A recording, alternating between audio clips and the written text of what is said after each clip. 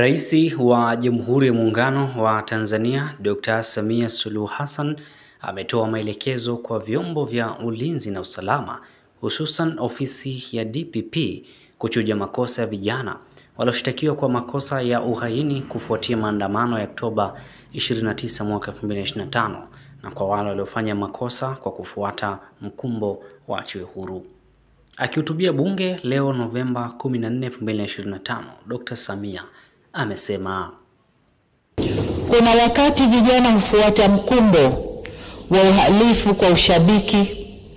Ninatambua kwamba vijana wengi waliokamatwa na kushtakiwa kwa makosa ya uhaini hawakujua wanachokifanya.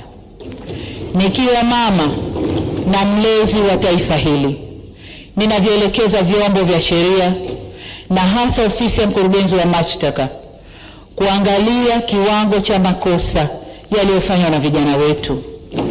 Kwa wale ambao wanaonekana walifuata mkumbo na hawakudhamiria kufanya uhalifu, wawafutie makosa yao.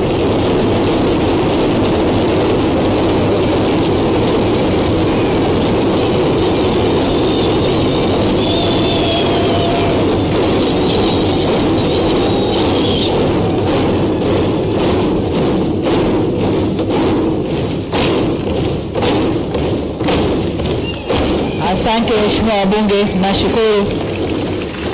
Waheshimiwa wabunge, ukiangalia klipu zile za maandamano, unaona kabisa kuna vijana ambao waliingia kwa kufuata mkumbo.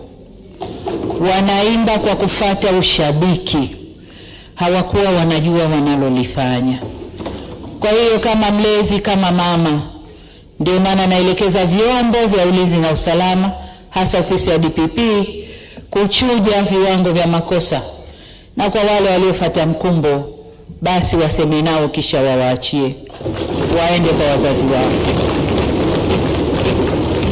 Natoa msamaha huo kwa sababu hata maneno ya Mwenyezi Mungu katika kitabu cha Luka sura 23 mstari wa 34 yanasema, na hapa nanukuu, Yesu akasema, Baba uwasamehe kwa kuwa hawajui watendalo.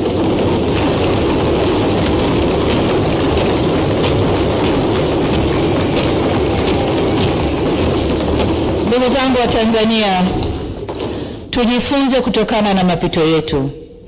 Hapana shaka kwamba Tanzania ni nchi inayofuata misingi ya kidemokrasia, ila neno demokrasia kamili inaweza kutafsiriwa kwenye mitazamo tofauti. Haina formula moja. Kama taifa tunaendelea kujifunza na kujirekebisha. Hivyo basi sote kwa umoja wetu tunapaswa tutumie fursa hii, tuendelee kujifunza, tujirekebishe na tukubaliane jinsi ya kuendesha nchi yetu kidemokrasia kwa kuzingatia tamaduni, mila na desturi zetu na sio za kuletewa.